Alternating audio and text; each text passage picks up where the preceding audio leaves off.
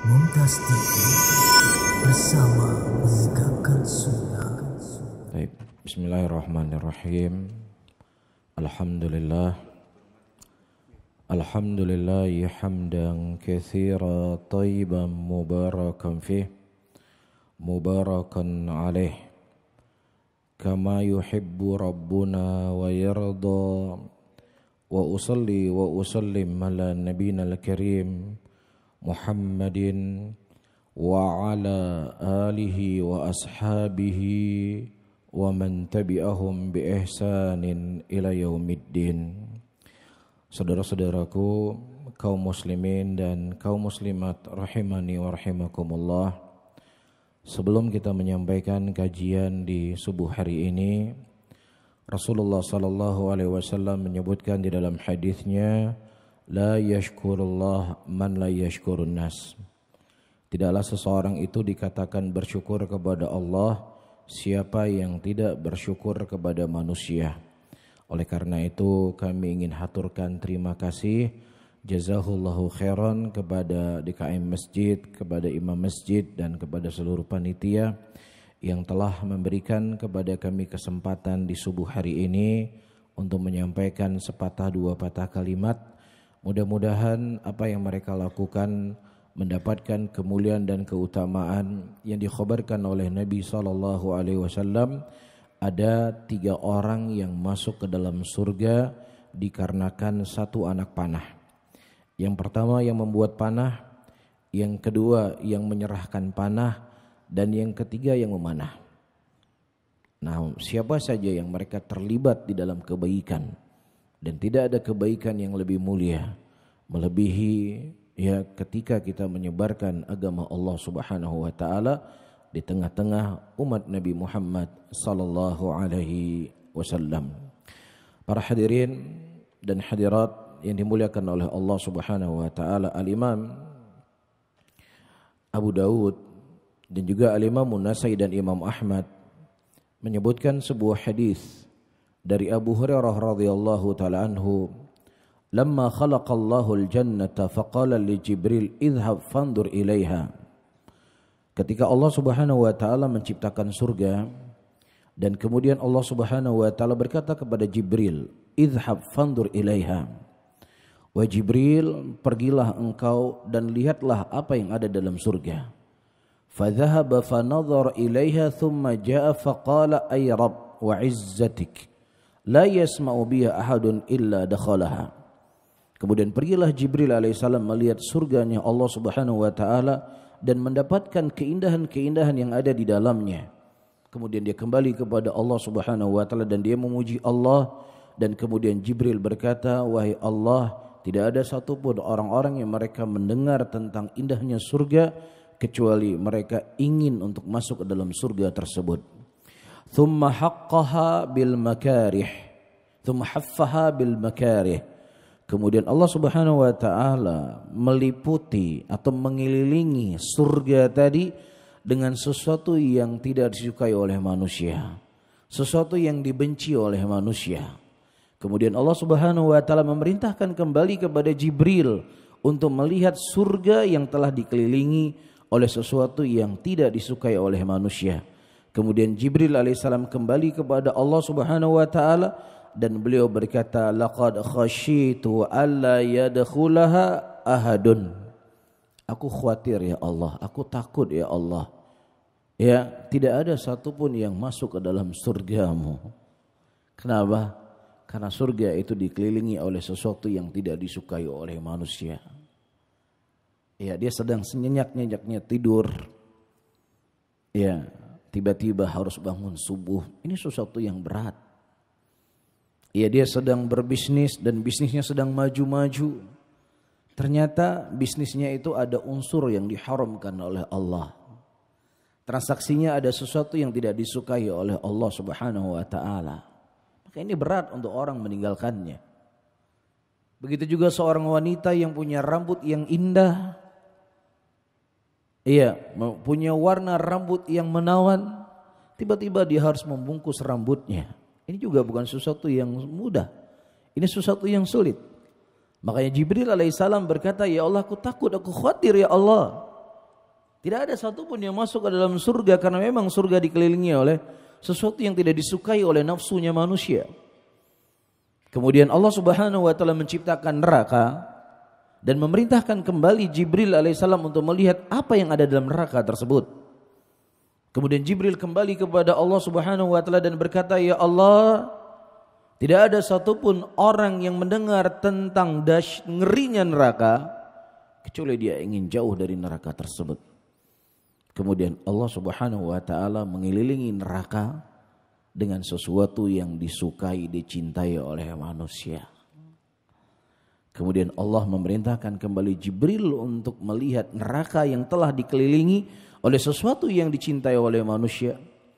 Kemudian Jibril berkata, "Laqad khasyitu alla yabqa ahadun illa dakhalaha." Aku khawatir ya Allah, tidak ada satupun kecuali orang-orang yang dikecualikan oleh Allah, kecuali dia akan masuk ke dalam neraka tersebut. Ini adalah ujian buat saya dan buat para hadirin dan hadirat semuanya. Ya, dan ini adalah perjalanan kehidupan kita. Ya, dan mau tidak mau kita harus berjuang. Mau tidak mau kita harus berjihad.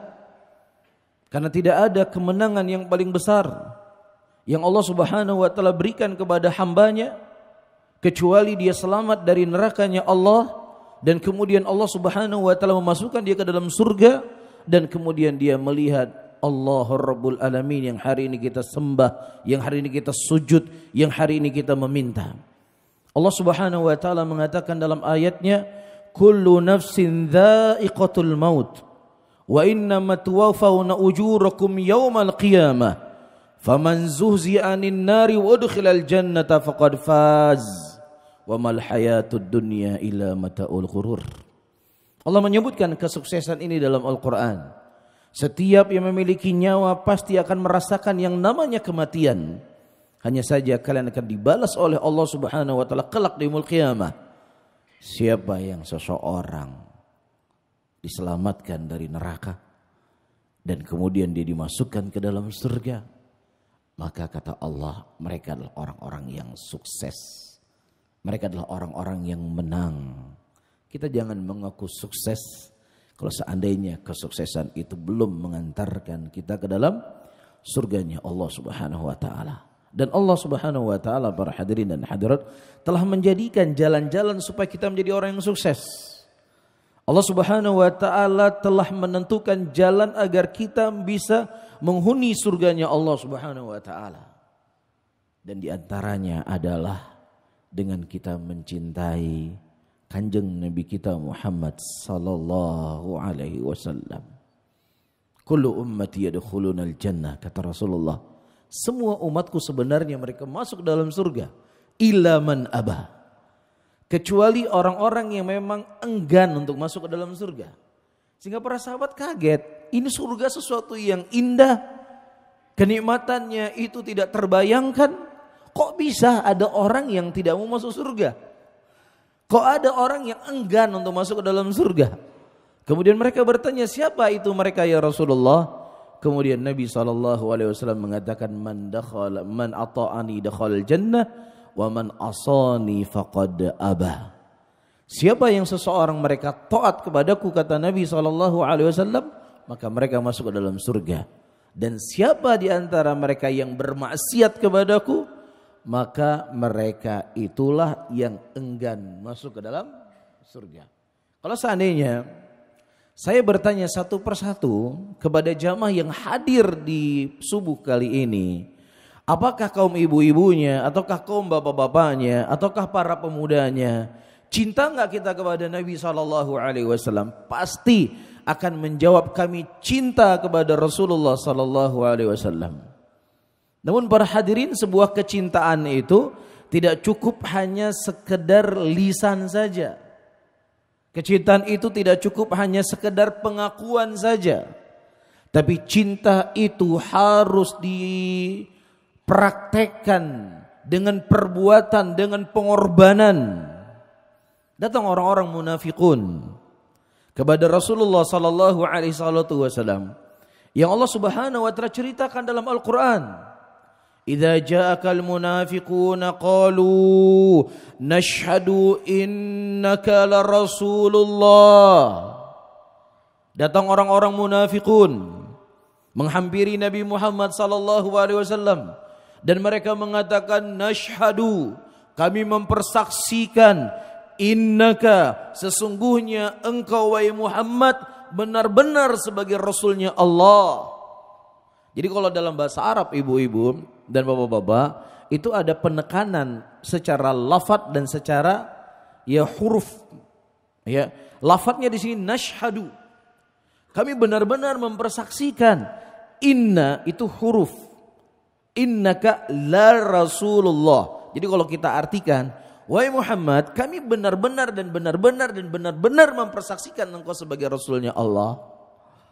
Apakah bermanfaat pengakuan mereka bahwasanya mereka menganggap Nabi Muhammad sebagai rasulnya Allah? Tidak bermanfaat sama sekali. Bahkan Allah Subhanahu wa taala mengatakan setelahnya, innal munafiqina fi darki asfali minan nar. Orang munafik itu berada di keraknya neraka. Loh, mereka datang menghampiri Rasulullah, mempersaksikan Nabi Muhammad sebagai rasulnya Allah, tapi Allah khabarkan mereka berada dalam keraknya neraka. Apa pelajaran bisa kita petik Bapak dan Ibu yang dimuliakan Allah? Pelajaran bisa kita petik, mengaku cinta kepada Nabi itu tidak cukup dengan lisan saja. Ya, tidak cukup untuk pemanis apa yang kita keluarkan dari mulut kita, tidak bisa. Bahkan kalau saat kita tanya kepada orang Yahudi dan kita tanya kepada orang-orang Nasara, apakah kalian mencintai Allah? Mereka menganggap bahwasanya kami ini adalah anak-anaknya Allah. Itu pengakuan mereka. Saking cintanya mereka kepada Allah. Dan mereka menganggap Allah juga cinta kepada mereka. Nahnu abna'ullah wa ahibba'uh. Kami inilah anak-anaknya Allah dan kami adalah orang-orang yang dicintai oleh Allah atau kami mencintai Allah. Apakah bermanfaat? Apakah bermanfaat pengakuannya mereka cinta kepada Allah? Tidak bermanfaat sama sekali. Oleh karena itu para hadirin dan hadirat, yang menjadi barometer kecintaan kita kepada Rasulullah sallallahu alaihi wasallam adalah orang-orang yang sudah benar-benar diakui kecintaannya mereka kepada Nabi Muhammad sallallahu alaihi wasallam, yaitu para sahabat Rasulullah sallallahu alaihi wasallam. Diceritakan dalam sebuah hadis dari Thauban, khadimun Nabi sallallahu alaihi wasallam. Thauban ini beliau adalah pembantunya Rasulullah sallallahu alaihi wasallam. Indama kharaja Nabi sallallahu alaihi wasallam fi sabah, falam yaud illa al-lail. Pernah suatu hari Nabi sallallahu alaihi wasallam beliau keluar dari rumah beliau di pagi hari dan kemudian beliau kembali di malam hari. Wa indama ada wajada Thauban yabki. Ketika Nabi kembali di malam hari, tiba-tiba Rasulullah sallallahu alaihi wasallam mendapatkan Thauban radhiyallahu taala anhu sedang menangis. Kemudian Nabi bertanya, "Kenapa engkau wahai Thauban? Apakah engkau lapar? Apakah engkau sakit?" Kemudian Thauban radhiyallahu taala anhu berkata, "Ya Rasulullah, saya tidak lapar ya Rasulullah, dan saya juga tidak sakit ya Rasulullah. Akan tetapi ya Rasulullah, aku rindu sekali dengan engkau ya Rasulullah. Aku tidak sanggup berpisah denganmu ya Rasulullah. Sesaat saja aku tidak melihat dirimu, aku merasa gelisah ya Rasulullah." Rasulullah enggak pergi berhari-hari teman-teman, bapak dan ibu-ibu. Rasulullah enggak pergi berbulan-bulan. Rasulullah meninggalkan Thauban dari pagi hari sampai malam hari. Itu membuat gelisah Thauban saking rindunya beliau kepada Nabi SAW. Dan Thauban ini pembantunya beliau. Bapak dan ibu-ibu dimuliakan oleh Allah. Biasanya ya, bapak-bapak dan ibu-ibu yang punya karyawan, yang punya pembantu, yang punya supir, itu kalau bapak-bapak dan ibu-ibu pergi keluar kota, itu pembantunya senang atau susah? Senang atau susah? Bahagia atau enggak? Wah, kita hari raya hari ini, bos lagi keluar kota. Ya, bos katanya akan keluar kota 2 minggu, kalau bisa ditambah jadi 1 bulan. Nanti tanggal 1 baru balik biar dapat gaji kita. Iya, senang karyawan kita kalau kita pergi keluar kota. Iya. Nah, Thauban radhiyallahu taala ini pembantunya Rasulullah. Beliau bukan putranya Rasulullah. Beliau pembantunya Rasulullah sallallahu alaihi wasallam, tetapi Sesaat beliau berpisah dengan Nabi Muhammad sallallahu alaihi wasallam, beliau sudah rindu dengan Rasulullah sallallahu alaihi wasallam. Kemudian beliau berkata, "Ya Rasulullah, yang paling aku khawatirkan ya Rasulullah, kalau seandainya aku dan engkau diwafatkan Allah dan engkau dimasukkan oleh Allah Subhanahu wa taala ke dalam surga, dan tentunya engkau akan berada di tempat yang paling tertinggi. Dan kalau seandainya Allah menakdirkan aku masuk ke dalam surga ya Rasulullah, aku berada di tempat yang paling rendah. Dan aku tidak bisa melihat engkau ya Rasulullah. Aku tidak bisa kembali bertemu, aku tidak bisa bertemu dengan engkau ya Rasulullah. Sesaat saja aku tidak bertemu denganmu, aku tidak sanggup ya Rasulullah. Bagaimana lagi kalau seandainya Allah tidak memasukkan aku ke dalam surga ya Rasulullah, aku tidak akan pernah melihat engkau selama-lamanya." Ini merupakan kecintaan yang tulus. Ini merupakan kecintaan dari hati yang paling dalam. Dan kemudian Allah Subhanahu wa taala menurunkan ayat di dalam Al-Qur'anul Karim, "Wa man yuti'illaha war rasul fa ulaika ma'al ladzi an'ama Allahu 'alaihim minan nabiyyin was-siddiqin wasyuhada'i was-salihin." Dan barang siapa yang seseorang taat kepada Allah dan taat kepada Rasulnya, maka mereka bersama orang-orang yang telah diberikan nikmat oleh Allah dari kalangan para nabi, para siddiqin, para syuhada, para salihin, dan mereka adalah sebaik-baik teman. Ini hiburan kepada Thauban radhiyallahu taala anhu dikarenakan ya bukti kecintaannya beliau kepada Nabi Muhammad sallallahu alaihi wasallam. Jadi para hadirin, dari hadis yang saya sebutkan di sini, ya di sana para ulama rahimahumullah menyebutkan ya kecintaan kita kepada Nabi Muhammad sallallahu alaihi wasallam adalah sebuah kewajiban. Cinta kepada Rasulullah itu bukan perkara yang hukumnya sunnah. Kalau cinta kita dapat pahala, kalau enggak cinta ya sudah enggak berdosa, tidak. Kecintaan kepada Nabi adalah sebuah kewajiban. Bahkan ini merupakan asal daripada usuluddin. Ini merupakan pokok dari pokok ajaran agama kita. Dalam sebuah hadis atau sebelumnya Allah Subhanahu wa taala mengatakan dalam Al-Qur'an, "An-nabiyyu aula bil mu'minina min anfusihim." Nabi itu lebih utama, lebih dikedepankan daripada diri-diri kalian semuanya, kata Allah. Nah, kalau seandainya kita belum mengedepankan Rasulullah di atas segala prinsip kehidupan kita, maka kita khawatir kita belum dianggap orang yang mencintai Nabi Muhammad sallallahu alaihi wasallam. Ucapan kita terhadap asyhadu an la ilaha illallah wa asyhadu anna Muhammadur Rasulullah itu cuman sekedar ucapan kosong yang tidak ada konsekuensi yang ada di dalamnya. Tapi konsekuensi bentuk iman seseorang kepada Rasulullah itu harus lebih diutamakan dari segalanya. Maka Nabi SAW menyebutkan dalam hadis yang dikeluarkan oleh Al-Imam Bukhari rahimahullah dalam sahihnya, "Walladzi nafsi biyadih." Ya, demi jiwa Muhammad yang berada di tangannya, "La yu'minu ahadukum hatta akuna ahabbu ilaihi min nafsi wa malihi wa waladi wan nasi ajma'in." Tidaklah salah seorang dari antara kalian beriman, kata Rasulullah, sampai kalian menjadikan aku melebihi daripada cintanya kalian pada dirinya kalian sendiri, pada harta kalian dan pada anak kalian dan kepada seluruh manusia. Saya contohkan para hadirin dan hadirat yang dimuliakan oleh Allah. Ya, kita ketahui semuanya Rasulullah SAW menyebutkan dalam hadisnya, "La yuhillu lil muslim ayyahjiru akhahu fawqa thalatha layalin."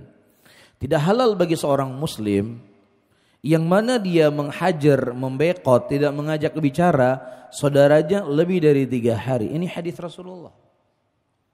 Nah, bukti kita cinta kepada Nabi Muhammad sallallahu alaihi wasallam adalah dengan kita menjalankan perintah beliau dan menjauhi larangan beliau. Itu bukti cinta. Para sahabat Rasulullah sallallahu alaihi wasallam ketika Rasulullah diperintahkan oleh Allah Subhanahu wa taala untuk berhijrah dari kota Mekah menuju kota Madinah, seluruh para sahabat Rasulullah sallallahu alaihi wasallam yang punya kemampuan pada waktu itu mereka berhijrah. Mereka meninggalkan harta mereka, meninggalkan kebun mereka, meninggalkan keluarga mereka, meninggalkan kampung halaman mereka, dan ini sesuatu yang berat, ini bukan sesuatu yang ringan. Lah sekarang kita cuman mengorbankan perasaan kita. Kita bermusuhan dengan seseorang dikarenakan dunia, bermusuhan dengan tetangga kita, bahkan bermusuhan dengan saudara kita. Terkadang sudah berbulan-bulan bahkan bertahun-tahun kita menghajar saudara kita. Tapi di mulut kita mengatakan saya paling cinta kepada Nabi. Apa yang kau cintai Nabi? Perasaan saja kau nggak mau tundukkan kepada apa? Kepada perintah Rasul sallallahu alaihi wasallam. Jadi itu berat para hadirin. Kalau seandainya yang menilainya manusia gampang. Kamu cinta Nabi, oh cinta sekali saya sama kanjeng Nabi. Cuman masalahnya yang menilai saya dan menilai antum semuanya adalah Allah Rabbul Alamin. Yang ya'lamu sirrakum wa jahrakum wa ya'lamu ma taksibun. Yang Allah Subhanahu wa taala itu mengetahui apa yang nampak darimu, apa yang tidak nampak darimu, dan Allah mengetahui apa yang kau lakukan. Itu yang jadi masalah. Ya, makanya Rasulullah dalam sebuah hadis Bapak-bapak dan Ibu-ibu yang dimuliakan oleh Allah, ketika beliau mengetahui ada umatnya Nabi, ada umatnya beliau yang mendekati haudnya Rasulullah untuk minum nanti di kelak di yaumul qiyamah, tiba-tiba Allah Subhanahu wa taala memerintahkan untuk menjauhi mereka. Jangan mereka dekat dengan haudnya Rasulullah. Ya, kemudian Nabi mengatakan ummati, ummati, mereka umatku ya Allah. Kemudian kata Allah, suhqan, suhqan. Innaka la tadri ma hadatsu ba'dak. Engkau tidak mengetahui ya Muhammad apa yang terjadi setelah meninggalnya engkau. Sehingga orang-orang ini yang mereka adalah umat Nabi Muhammad SAW tetapi tidak diberikan izin untuk minum dari haudnya Rasulullah. Ini yang kita khawatirkan. Ya, kita mengaku cinta sama Nabi, kita merasa bahwasanya kita paling mencintai Nabi Muhammad, tapi kelak di yaumul qiyamah kita dihalau untuk tidak bisa minum haud dari haudnya Nabi SAW. Jelas para hadirin ya. Jadi ini saya menyebutkan contoh yang kecil. Kita hanya mengorbankan perasaan kita. Orang yang kita bermusuhan tadi cuman mengatakan assalamualaikum akhi, bagaimana kabar kamu? Udah itu saja. Enggak perlu nyawa kita hilang, enggak perlu harta kita hilang. Kan begitu. Kita cuman menyapa dia yang sudah sekian lama enggak kita sapa. Itu pun berat coba. Itu pun berat. Makanya Bapak dan Ibu-ibu yang dimuliakan oleh Allah, di antara bentuk kasih sayang Allah Subhanahu wa taala kepada saya dan kepada antum semuanya, Allah lahirkan kita di tahun ini, Allah datangkan kita di zaman ini. Karena kalau seandainya Allah Subhanahu wa taala datangkan kita di zaman Nabi Muhammad sallallahu alaihi wasallam, apakah kita bisa memastikan kita berada di barisannya Rasulullah? Atau jangan-jangan kita berada di barisannya Abu Lahab atau Abu Jahal? Di mana kira-kira, berada di barisan mana kita kira-kira? Dengan iman kita sekarang ini kira-kira ya. Karena itu butuh pengorbanan. Nyawa pun terkadang harus melayang. Untuk apa? Untuk membuktikan cinta mereka kepada Nabi Muhammad SAW.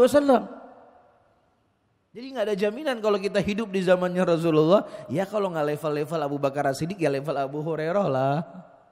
Belum tentu para hadirin. Karena itu butuh keimanan. Di situ butuh pengorbanan, meninggalkan harta, meninggalkan keluarga, meninggalkan kebun, hijrah ke sebuah negeri yang nggak jelas di mana tinggalnya, apa kerjanya, nggak jelas. Tapi itu harus dilakukan sebagai bentuk wujud membuktikan keimanan kepada Allah dan keimanan kepada Rasulullah SAW. Bahkan dalam sebuah hadis Bapak dan Ibu-ibu, kita ketahui bagaimana cintanya Umar bin Khattab radhiyallahu taala anhu kepada Nabi Muhammad sallallahu alaihi wasallam. Sampai-sampai beliau menghampiri Rasulullah, "Ya Rasulullah, wallahi," kata Umar, "ya Rasulullah, demi Allah, la anta ahabbu ilayya min kulli syai'in illa min nafsi." Demi Allah ya Rasulullah, engkau adalah orang yang paling aku cintai dari segala sesuatunya yang kumiliki, kecuali diriku lebih aku cintai. Nanya Umar berpikir ini standar yang sudah berada di puncak kecintaan seseorang kepada Nabi SAW. Anakku, istriku, hartaku, seluruh yang ku miliki engkau lebih aku cintai. Kecuali diriku, aku lebih cinta diriku sendiri. Paham? Jadi Umar berpikir, saya ulangi kembali, ini adalah standar yang paling tertinggi seseorang mencintai Rasulullah. Tapi lihat apa kata Nabi. Nabi SAW, "La ya Umar, engkau belum mencintaiku wahai Umar.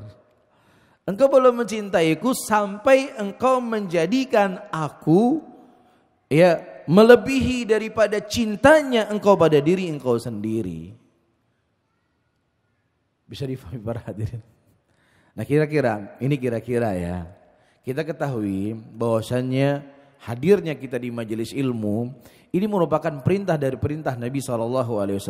Apabila kalian melewati dari taman-taman surga, maka mendekatlah dengan taman surga tersebut.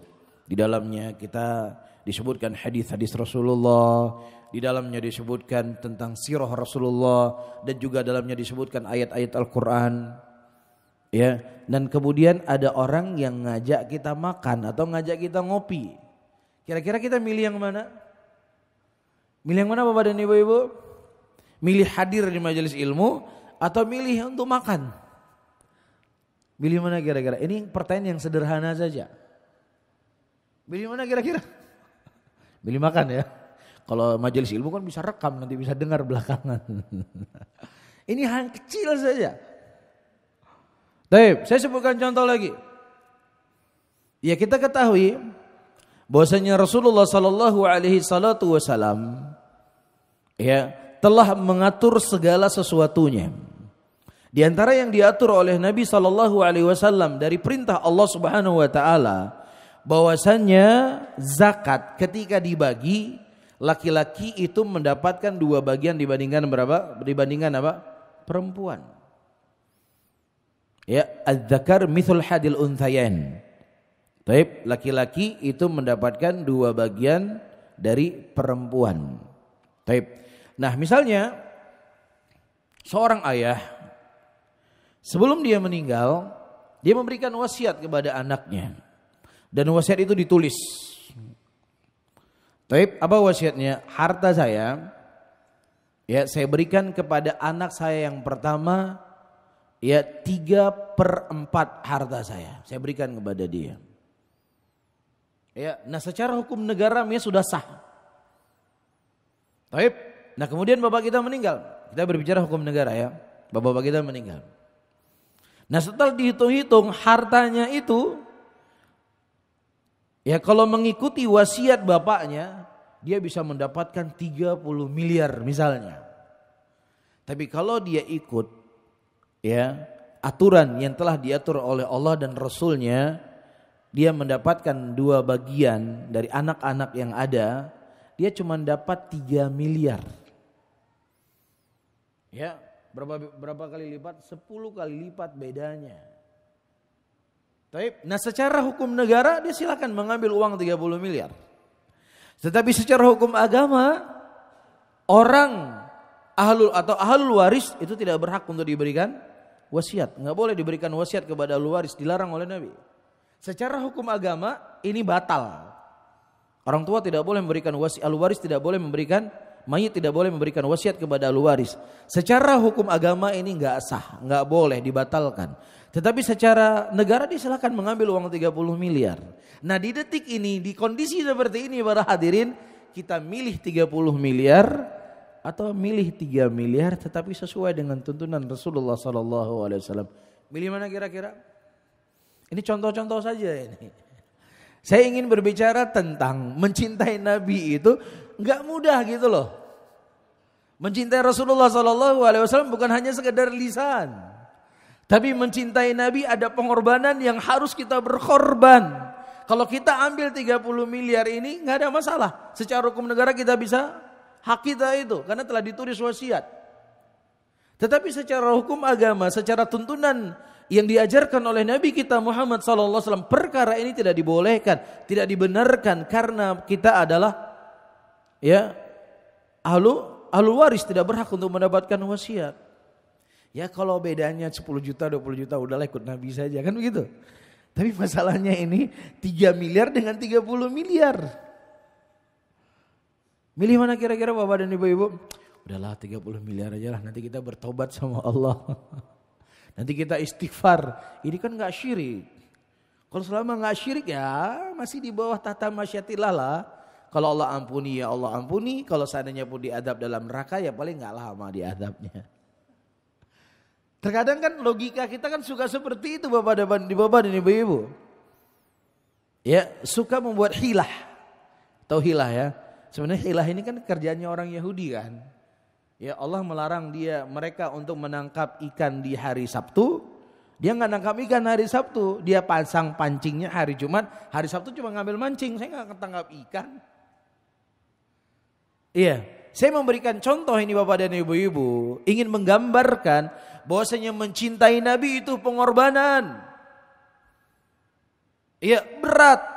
Tapi itu sebuah konsekuensi yang wajib untuk kita lakukan agar kita bisa masuk ke dalam surganya Allah Subhanahu wa taala. Kita serahkan saya tidak mengikuti apa yang telah ditulis sebagai wasiat karena Nabi melarang ahlu waris mendapatkan wasiat. Saya ikut aturannya Rasulullah sallallahu alaihi wasallam. Saya dapat 3 miliar, itu insyaallah lebih berkah daripada saya mendapatkan 30 miliar tapi saya mengambil hak saudara saya. Ya memang secara teori mudah, 30 miliar itu bisa beli apa di Lamongan? Bisa beli rumah, beli sawah. Kan begitu.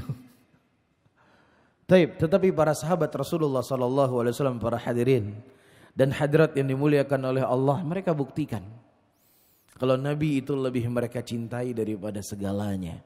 Ketika Rasulullah sallallahu alaihi wasallam berhasil merebut kota Mekah, dan pada waktu itu sangat banyak sekali harta rampasan perang yang mereka dapatkan. Dan para sahabat sebagian mereka adalah fakir. Tidak semua mereka orang yang kaya, tidak semua mereka orang yang berkemampuan. Ada di antara mereka orang-orang yang terkadang sulit untuk kehidupan sehari-hari. Kemudian di perang tersebut Nabi sallallahu alaihi wasallam membagikan harta rampasan perang kepada orang-orang yang baru masuk Islam. Sangat banyak sekali Nabi memberikan harta rampasan perang kepada mereka. Kemudian para sahabat bertanya, ya Rasulullah, tidakkah ada bagian untuk kami dari harta rampasan perang tersebut ya Rasulullah? Mereka cuma bertanya. Kemudian Nabi SAW berkata kepada mereka, wahai para sahabatku, maukah aku berikan kepada engkau sesuatu yang lebih indah dari itu semuanya? Kalian tidak mendapatkan harta rampasan perang, tetapi kita sama-sama semua kembali ke kota Madinah. Karena pada waktu itu Rasulullah terisukan beliau tidak kembali ke kota Madinah karena kota Mekah sudah berhasil direbut oleh muslimin. Itu isu yang tersebar.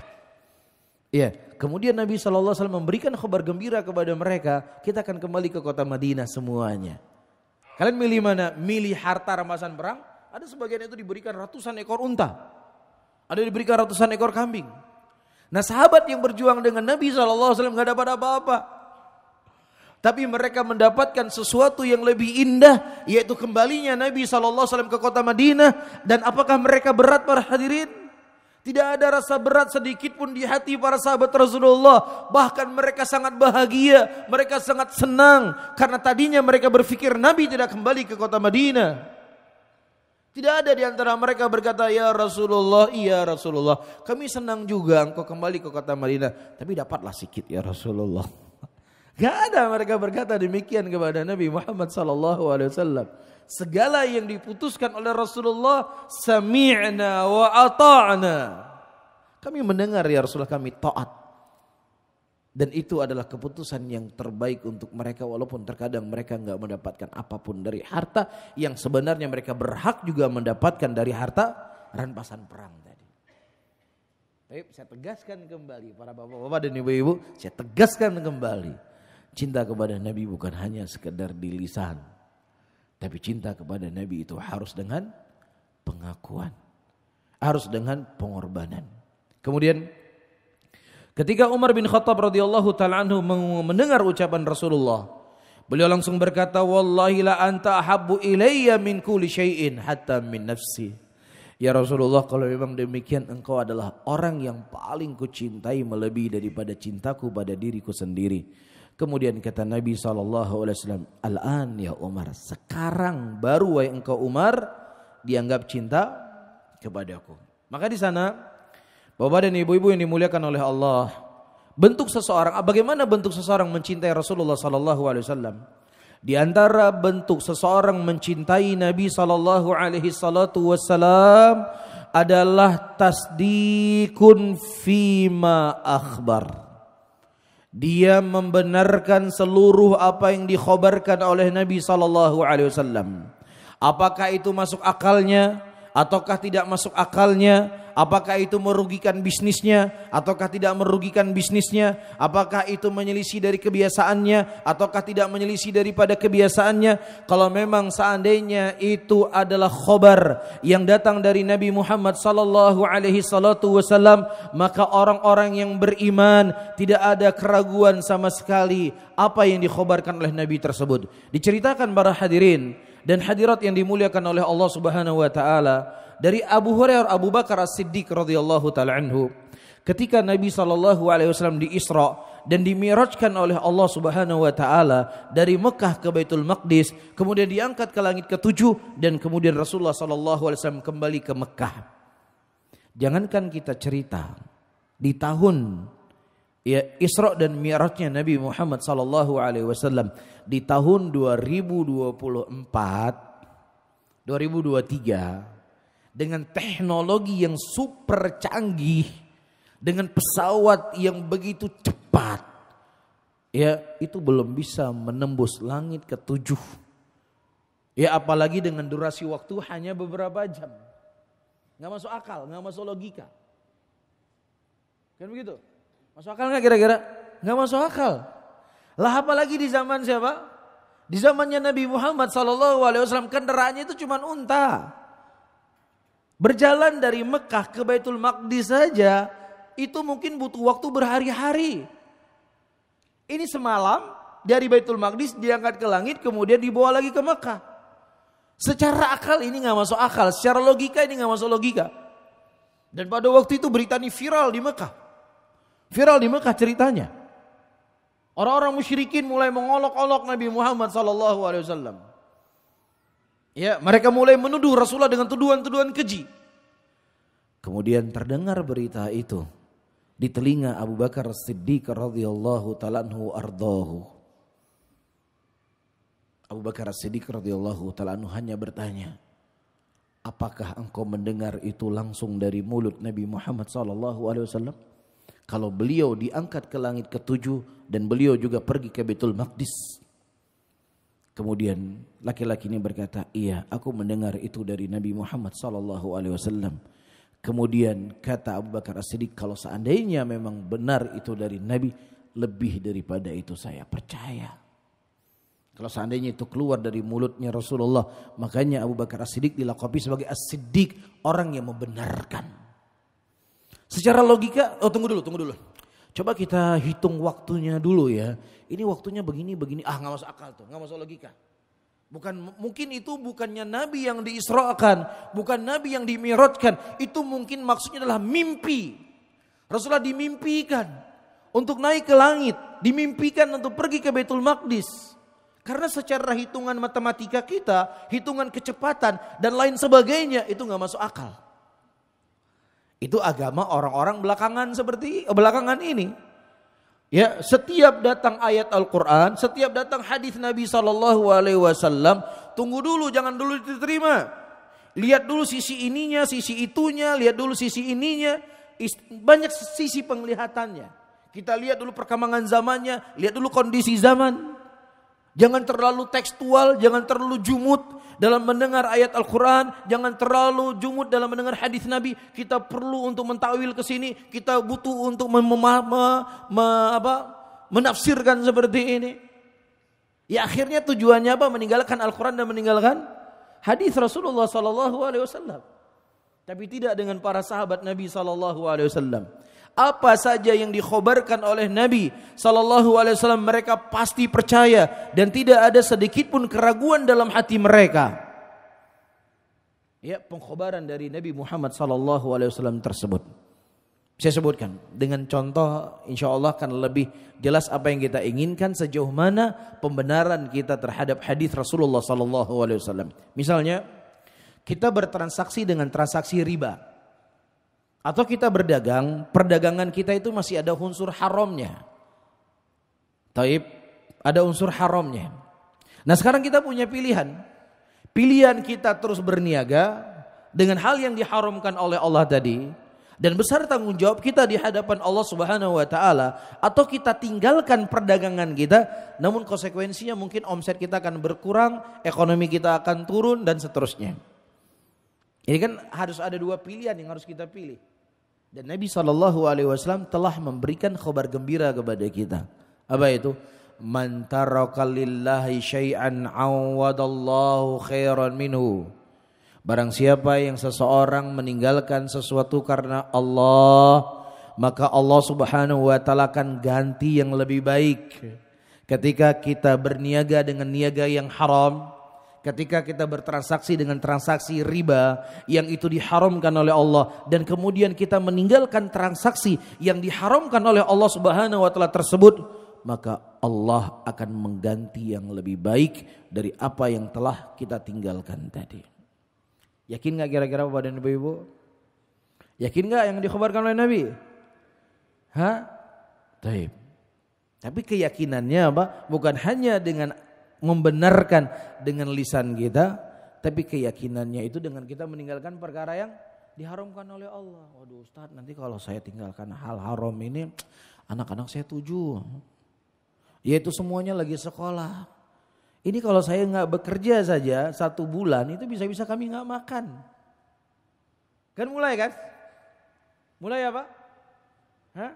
Mulai untuk memprotes dalam tanda petik apa yang dikhabarkan oleh Nabi SAW. Man taraka lillahi syai'an awadallahu khairan minhu. Barang siapa yang seseorang meninggalkan sesuatu karena Allah, maka Allah Subhanahu wa taala akan ganti yang lebih baik. Kemudian yang kedua, Bapak-bapak dan ibu-ibu yang dimuliakan oleh Allah Subhanahu wa taala, bentuk kecintaan seseorang kepada Nabi Muhammad sallallahu alaihi wasallam, taqdimun Nabi sallallahu alaihi wasallam ala kulli ahadin. Kita mengedepankan Nabi sallallahu alaihi wasallam di atas segalanya.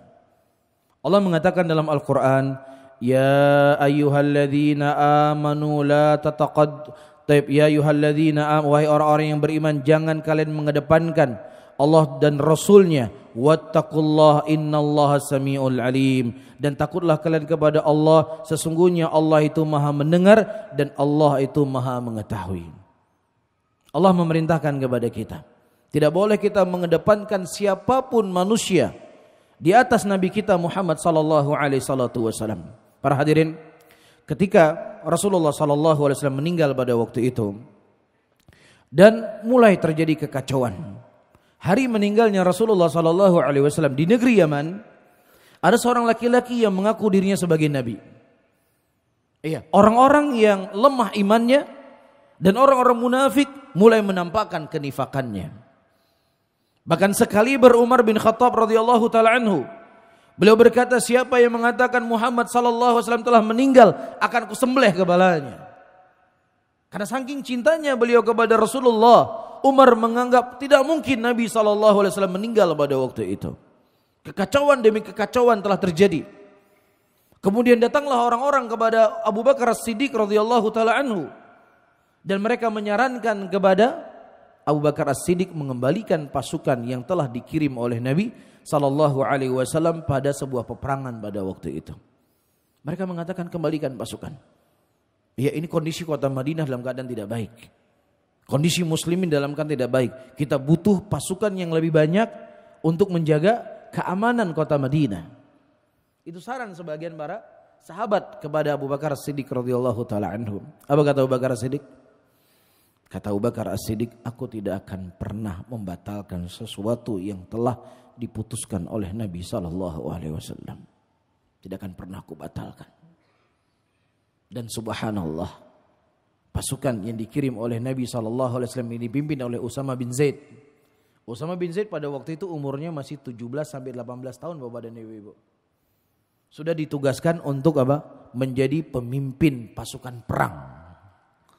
Ya, dan untuk memerdekakan atau untuk merebut negeri-negeri pada waktu itu, dan berhasil direbut oleh pasukan Usama bin Zaid yang umurnya masih 17 tahun.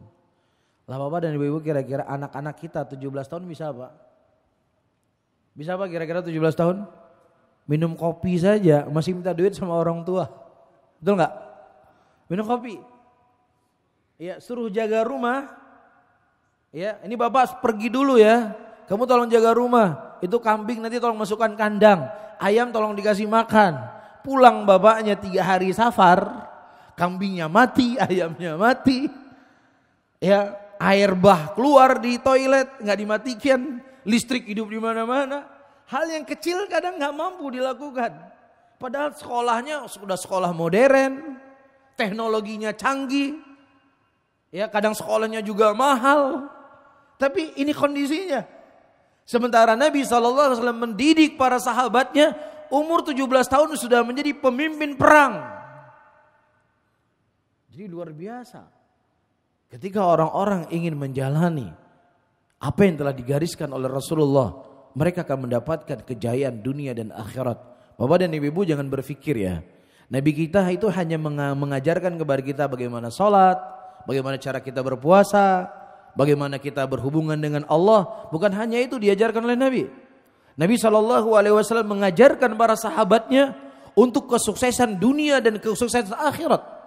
Makanya di zamannya Utsman bin Affan, ketika beliau menjadi khalifah, orang-orang ingin mengeluarkan zakat itu harus datang ke tempat kerumunan. Ayo siapa yang ingin mengambil zakat, silakan ambil zakat.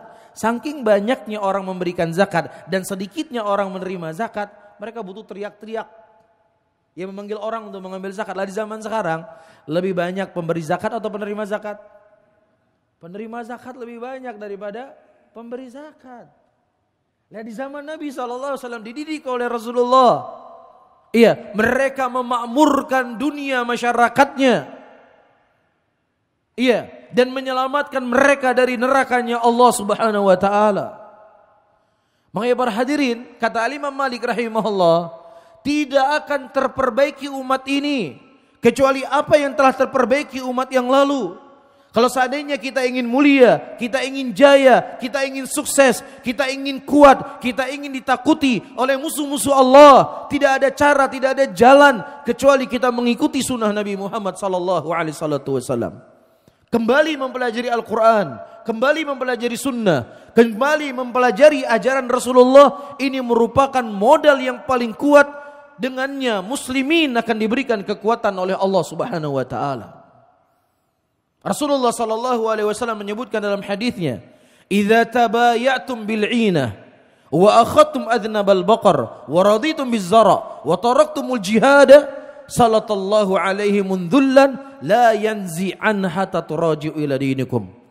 Rasulullah sallallahu alaihi wasallam berkata, kalau seandainya kalian telah melakukan jual beli dengan cara riba dan kalian lebih mementingkan ekor-ekor sapi kalian dan kalian lalai dengan kebun-kebun kalian, maka Allah akan memberikan kepada kalian kehinaan, kata Rasulullah.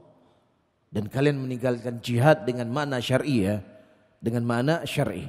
Kalian meninggalkan jihad dengan makna syar'i, ya Allah akan berikan kepada kalian kehinaan, dan kehinaan itu tidak akan dicabut oleh Allah sampai kalian semua kembali kepada agama Allah, kembali kepada ajaran Rasulullah sallallahu alaihi wasallam. Dan bapak-bapak perlu ketahui, sejarah dalam Islam telah tercatat di negeri-negeri Eropa pada waktu itu, ketika dilewati oleh kapal-kapal umat Islam, kapal-kapal muslimin, mereka menghentikan lonceng gereja-gereja mereka sebagai bentuk penghormatan kepada muslimin. Bahkan pasukan-pasukan Islam, pemimpin pasukan Islam, ketika mereka mengirim surat ke negeri-negeri besar pada waktu itu, masuklah kalian dalam Islam. Kalau seandainya kalian tidak masuk ke dalam Islam, kami akan mengirimkan pasukan kepada kalian yang mereka mencintai kematian seperti kalian mencintai dunia ini. Mana siapa yang gak takut dengan mereka? 1 bulan perjalanan sebelum mereka bertemu dengan pasukan muslimin, mereka sudah ketakutan. Bukan karena jumlah mereka banyak, bapak dan ibu-ibu. Bukan dikarenakan apa? Bukan dikarenakan kekuatan militer mereka yang besar, bukan. Tetapi kekuatan mereka adalah kuatnya mereka berhubungan dengan Allah dan kuatnya mereka berpegang di atas sunnah Rasulullah sallallahu alaihi wasallam. Ketika Umar bin Khattab radhiyallahu taala anhu berhasil menguasai Quds, berhasil menguasai Palestina pada waktu itu, Baitul Maqdis, Umar bin Khattab radhiyallahu taala anhu pada waktu itu memakai baju yang memiliki tampalan sangat banyak. Ya, setelah beliau tiba di Quds, beliau bertanya, siapa orang yang paling berkuasa di tempat ini? Datangkan kepada saya. Kemudian didatangkan oleh Umar bin Khattab, dan kemudian Umar bin Khattab berkata, ini tolong cuci baju saya dan jahit baju saya yang koyak. Jadi sengaja Umar bin Khattab menghinakan siapa? Si kafir ini. Karena dia telah menjajah Al-Quds. Kemudian kata raja ini, wahai Umar, kalau engkau ingin dimuliakan, engkau jangan naik unta di sini, engkau harus naik kuda. Kemudian kata Umar bin Khattab, nahnu qaumun a'azzanallahu bil Islam. Kami adalah kaum yang Allah Subhanahu wa taala muliakan kami dengan Islam. Kami berhasil merebut kalian, kami berhasil menakluk kalian, kami berhasil mengalahkan kalian bukan karena kekuatan kami semata, bukan karena militer kami kuat, tetapi kami berhasil menaklukkan kalian karena kami memuliakan Islam, memuliakan Allah, memuliakan Rasulnya. Inilah hakikat dari kekuatan muslimin hari ini, para hadirin yang dimuliakan oleh Allah. Sejauh mana kita berpegang di atas sunnah Nabi, sejauh mana kita mencintai Rasulullah, maka sejauh itulah kekuatan dan pertolongan Allah Subhanahu wa taala akan datang kepada kita. Kemudian selanjutnya, di antara hal yang perlu kita ketahui, kita harus punya adab dengan Nabi kita Muhammad sallallahu alaihi wasallam. Di antara adab yang perlu kita ketahui kepada Rasulullah sallallahu alaihi wasallam adalah ats-tsana alaihi wassalatu wassalam alaihi. Kita banyak berselawat kepada Nabi Muhammad sallallahu alaihi wasallam. Allah Subhanahu wa taala mengatakan, "Innallaha wa malaikatahu yusholluna 'alan nabi." Ya ayyuhalladzina amanu sallu alaihi wa sallimu taslima. Sesungguhnya Allah Rabbul Alamin, yang memiliki jagat raya alam semesta ini, memuji Nabi Muhammad sallallahu alaihi wasallam. Begitu juga malaikat, mereka memuji Rasulullah. Lah kita yang mengaku cinta kepada Nabi, berat sekali untuk kita berselawat kepada Nabi Muhammad sallallahu alaihi wasallam.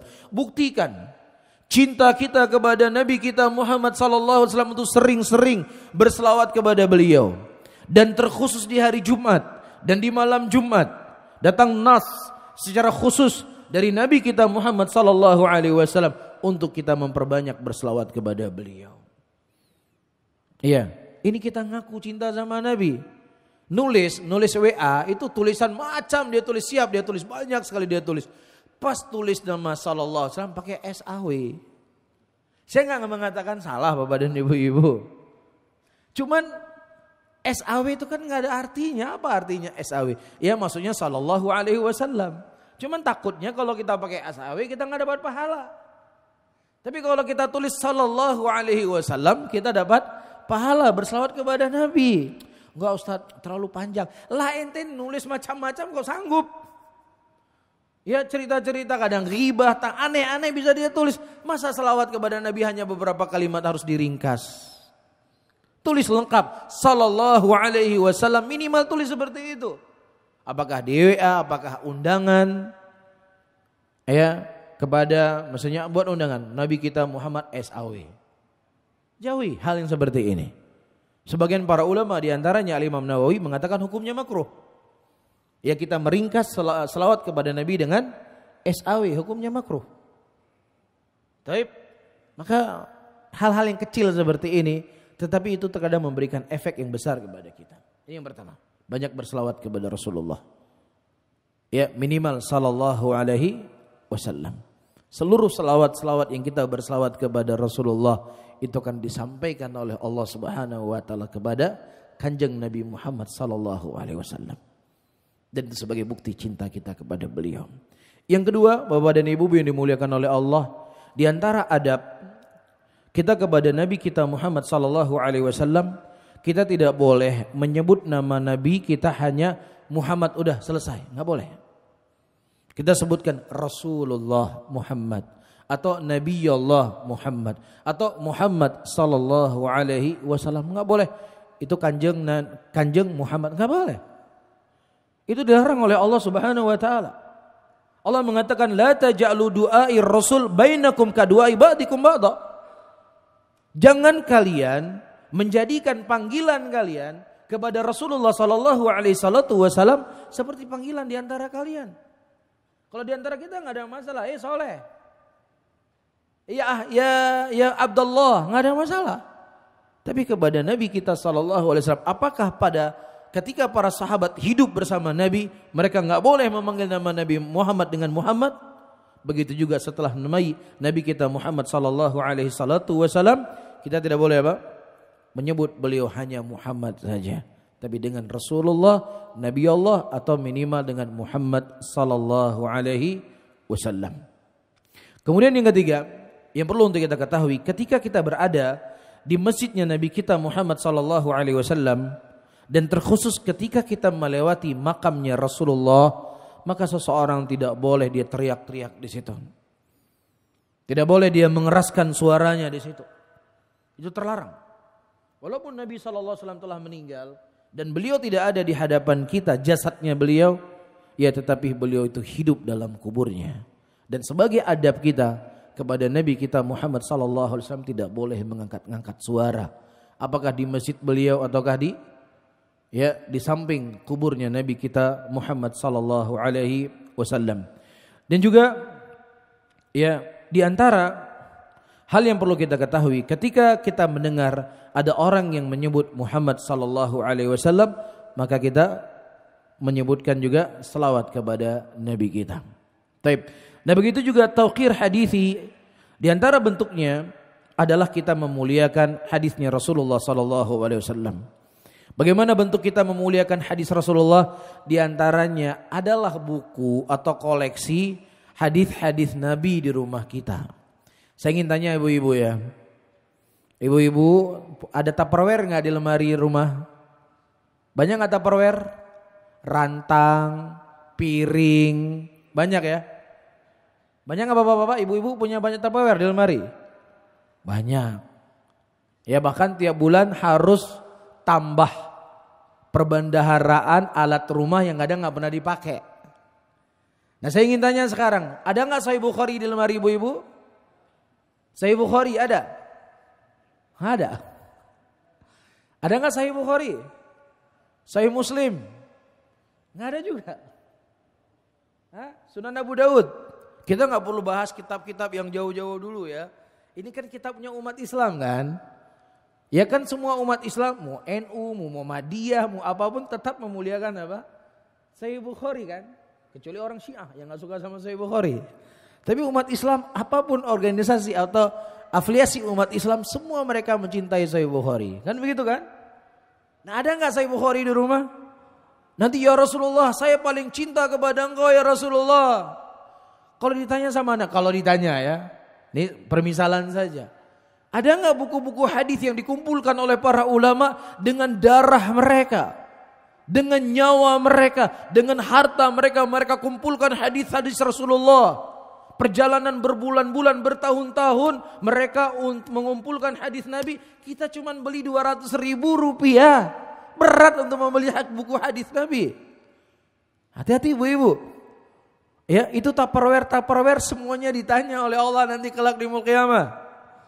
Jangan berpikir ini uang saya, harta saya, bebas saya keluarkan harta saya. Oh tidak.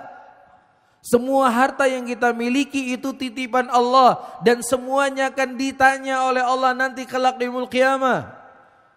Rasulullah sallallahu alaihi wasallam pernah dihidangkan beberapa butir kurma pada waktu itu dan diberikan potongan daging. Kemudian menangis Rasulullah SAW dan beliau berkata, demi Allah nikmat yang kita makan hari ini akan ditanya oleh Allah Subhanahu Wa Taala. Sebagaimana dalam hadis yang lain, tidak akan bergerak kaki seorang hamba kecuali Allah akan bertanya kepadanya harta dari mana dia dapatkan dan kemana dia keluarkan. Kalau kita beli Sahih Bukhari, kita beli Sahih Muslim, dan kemudian kita akan mengatakan ya Allah ini sebagai bentuk cinta saya kepada Nabi saya.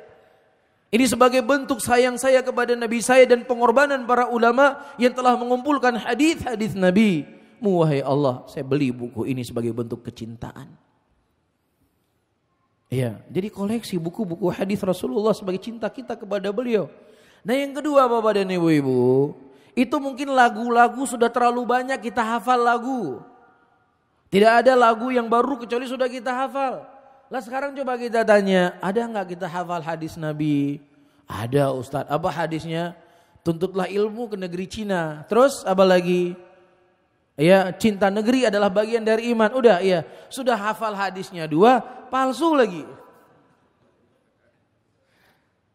Sementara teori Aristoteles, teori Plato hafal semua di kepalanya. Tapi hadis Kanjeng Nabi nggak ada yang dihafal. Tapi ngaku paling cinta sama Nabi. Rasulullah mengatakan, ya, barang siapa yang seseorang mendengar ucapanku dan kemudian dia menghafalnya dan kemudian dia menyampaikannya, Allah akan memutihkan wajah mereka. Jadi mulai sekarang kita hafal hadis-hadis yang pendek dari hadis-hadis Nabi kita Muhammad SAW sebagai bentuk cinta kita kepada Nabi kita. Malu kita nanti di depan Nabi. Sudah begitu banyak lagu kita hafal, ucapan beliau tidak ada yang kita hafal. Menghafal hadis Nabi itu bukan tugas santri. Menghafal hadis itu Nabi itulah tugas kita sebagai umat Nabi Muhammad SAW. Saya nggak mengatakan hafal Riyadhus Shalihin, hafal Bulughul Maram yang hadisnya 5.000 hadis atau 2.000 hadis, enggak. Hadis yang pendek-pendek. 6. Man kana yu'minu billahi wal yawmil akhir falyaqul khairan aw liyasmut. Udah, selesai. Pendek hadisnya. Bahkan para ulama hadis dulu, ya, di antaranya Al-Imam Malik rahimahullah, saking beliau memuliakan hadis Rasulullah, sebelum beliau menyampaikan hadis Nabi, beliau berpakaian dengan pakaian yang bagus, berpakaian dengan pakaian yang indah, beliau mempersiapkan dirinya untuk apa? Karena beliau akan membaca ucapan manusia yang paling terbaik di muka bumi ini, yaitu Nabi Muhammad sallallahu alaihi wasallam. Para hadirin dan hadirat, kita berdoa dan memohon kepada Allah Subhanahu wa taala agar Allah Subhanahu wa taala menjadikan kita sebagai umat Nabi Muhammad sallallahu alaihi wasallam sampai kita bertemu dengan beliau, dan semoga Allah Subhanahu wa taala memberikan kepada kita nikmat, memberikan kepada rezeki, memberikan kepada kita anugerah untuk bisa, ya, dikumpulkan dengan Nabi Muhammad sallallahu alaihi wasallam. Hari ini kita belum pernah melihat Rasulullah, kita belum pernah memegang tangannya, kita belum pernah memeluk beliau, tapi kita ada kerinduan dalam hati kita, ada kerinduan dalam jiwa kita untuk memeluk Nabi kita Muhammad sallallahu alaihi wasallam, ingin menyapa beliau, ingin memegang tangan beliau, ingin mencium tangan beliau, dan tidak ada cara dan jalan bagi kita para hadirin kecuali kita bersabar sesaat untuk menghadapi kehidupan ini agar kita bisa dikumpulkan oleh Allah bersama Nabi kita Muhammad sallallahu alaihi wasallam. Amin ya rabbal alamin. Mungkin ini yang bisa saya sampaikan, mudah-mudahan bermanfaat untuk saya sendiri dan juga kepada hadirin hadirat semuanya, dan saya mohon maaf kalau ada kalimat-kalimat yang tidak berkenan saya sampaikan. Ya mungkin beda budaya ya, antara budaya orang kami Sumatera dengan budaya teman-teman di sini. Mungkin budaya bahasanya lebih halus, saya mohon maaf sekali kalau ada hal yang tidak berkenan dari apa yang saya sampaikan. Saya tutup, Allahumma salli ala sayyidina Muhammadin wa ala alihi wa ashabihi wa man tabi'ahum bi ihsanin ila yaumiddin. Wassalamualaikum warahmatullahi wabarakatuh.